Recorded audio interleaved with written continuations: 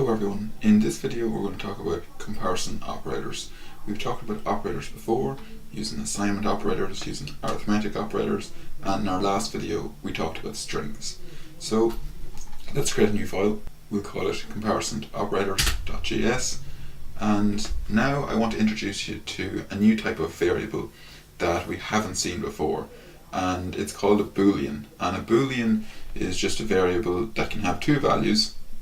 It can be true or false, a little bit like binary. Binary can only be 1 or 0, so a boolean can only be true or false. So for example, if we wanted to set a variable of type boolean, we would do something like this. Let, then the name of our variable, my bool, we'll say, and then equals true. And if we wanted to console log this, we would just do console log and our name of our variable. So the name of our variable is my bool. So if we just run this, we can see the output is true. So that's what we've set it to. Now we can also put this to false.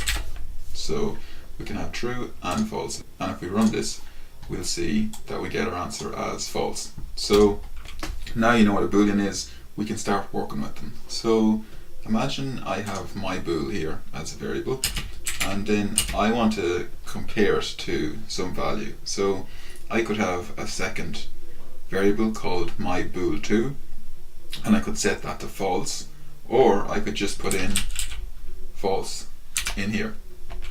So if I'm comparing my bool, which is a false value, to a false value, which is this here, I should get a true statement because both of these are false. So if I run this, we can see that our output is true. Now if I put this as true and I was to compare my bool, which is a false variable, to true, it would be false because they're not both the same. So let's go and run this. So if we go and hit run, we can see that we get true here.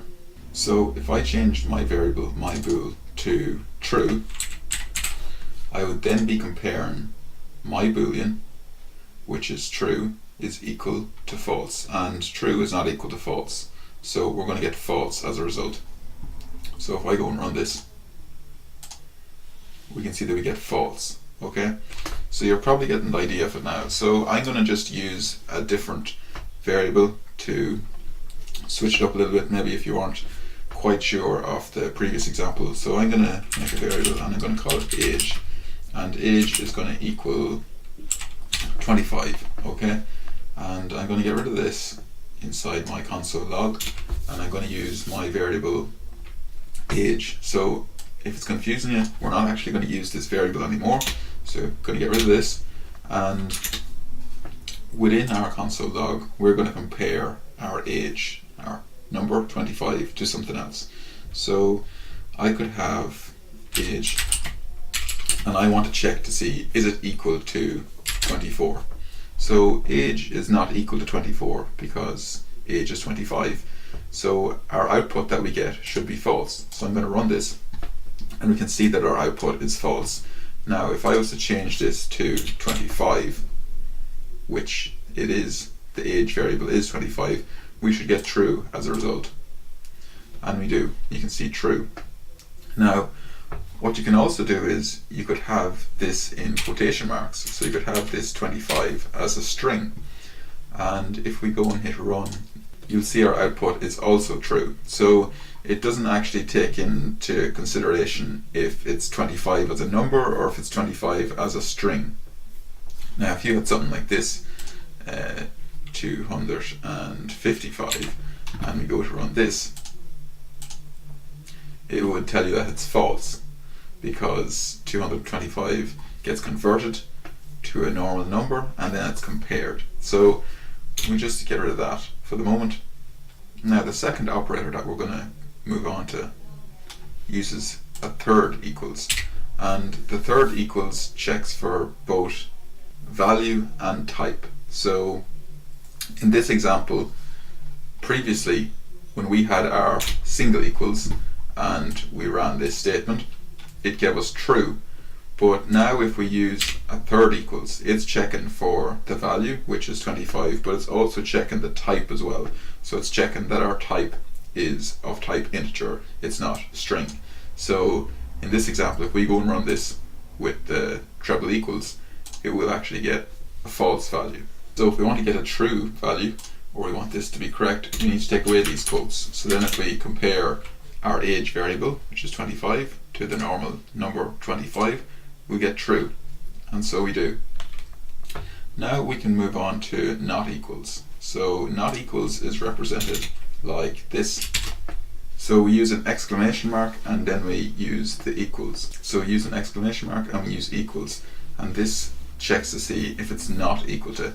So if we look at it in this case, our age is 25 and we want to check, is it not equal to this number? So is 25 not equal to 25? So this will be false because 25 is equal to 25. So if we go and run this, we'll see we get a false, because we want to check to see whatever number over here on the right, we want to see if that's not equal to our variable, which is age. So if we want to get a true statement down here, we can pick any other number that's not 25. So we could pick 45. So if we pick 45 and we go and run this, we can see that we get a true value because this is not equal to 25. Now keep in mind, if we go and check using quotation marks, so if we represent our 25 as a string and we go and run it, then we'll see that we get a false value because it thinks that 25 contained in a string is the same thing as our age 25. So that'll bring me on to my next operator, which is to use an exclamation mark with two equals. And similar to the double equals and the triple equals, when you're comparing variables, this does something similar. So this double equals along with the exclamation mark will check for that the variable is both the same number and it's the same type, that they're both an integer. So now we can see that it's saying this statement is true, age of 25 is not equal to 25 as a string. But if we were to take away these quotes, we would see we would get a false here because it knows that they're both the same. And similar, if we use a random number like 45 and we test this, we'll get a true value. So we can see this is true. Let's move on to our next operator. So we're going to get rid of all this and we want to see if our variable age here is greater than some number. So you're probably familiar in maths if you use this greater than sign. So it's quite similar in programming in JavaScript. You use your greater than sign and then you compare whatever number. So if we wanted to put in 20 there, so let's think about it. So the age is 25. Is the age, which is 25, greater than the number 20? It is. So we should get a true value. So let's run this. And when we run this, we can see that we get a true value. So if we put in a number that was higher than 25, so imagine we put in 27, we should get a different result. Down here we should see a false, and so we do. Now if we were to put in something like a string, so we use quotes and we go and compare this again, we can see that we also get false. So if you use a string to compare these, the string gets converted into a number and then gets compared like it normally would. So that's just something to keep in mind. Now along with the greater than, we have the less than operator, and it's just the inverse of our greater than. So if we go and compare this now, we'll see that this statement will be true because it's asking to see is age less than the number 27, or in this case it's the string 27, but it's the same. So we can see we get a true statement, and if we take away these quotation marks and we go and run this again, we'll see the exact same output, which is true.